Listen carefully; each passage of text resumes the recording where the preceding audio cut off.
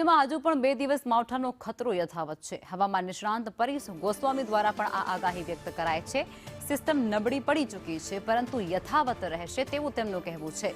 આજે અલગ અલગ વિસ્તારોમાં પણ વરસાદ પડી શકે છે। પશ્ચિમ સૌરાષ્ટ્રમાં રાજકોટ અને મોરબીમાં પણ ભારે વરસાદ પડી શકે છે।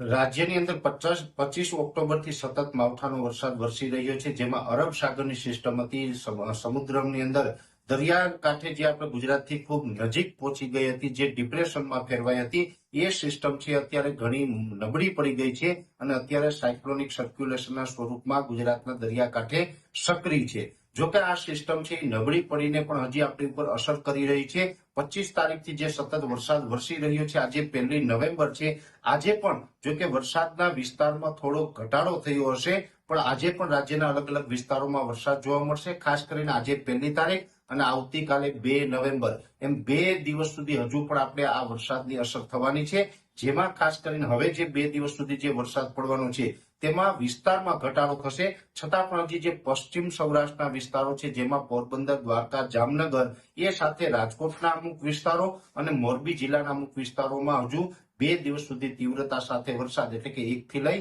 અને 2 ઇંચ સુધીનો વરસાદ વરસી શકે છે।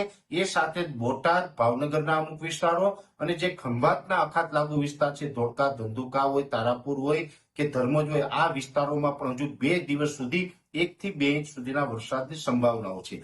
બાકીના જે વિસ્તારો છે એમાં મોટા ભાગના વિસ્તારોમાં આમ તો હવે વરસાદની તીવ્રતામાં ઘટાડો થશે, વિસ્તારોમાં પણ ઘટાડો થશે, છતાં પણ હજી છૂટાછવાયા સામાન્યથી મધ્યમ વરસાદો છે તમામ વિસ્તારોની અંદર ચાલુ રહેશે। ખાસ કરીને આ વરસાદ છે એ આપણે આવતીકાલે 2 નવેમ્બરે મોડી રાત સુધી આપણે વધુ અસર જોવા મળશે। 3 તારીખથી હવે ધીમે ધીમે આપણે આ વરસાદી સિસ્ટમમાંથી મુક્ત થઈએ અને આપણું વાતાવરણ છે એ ખુલ્લું થાય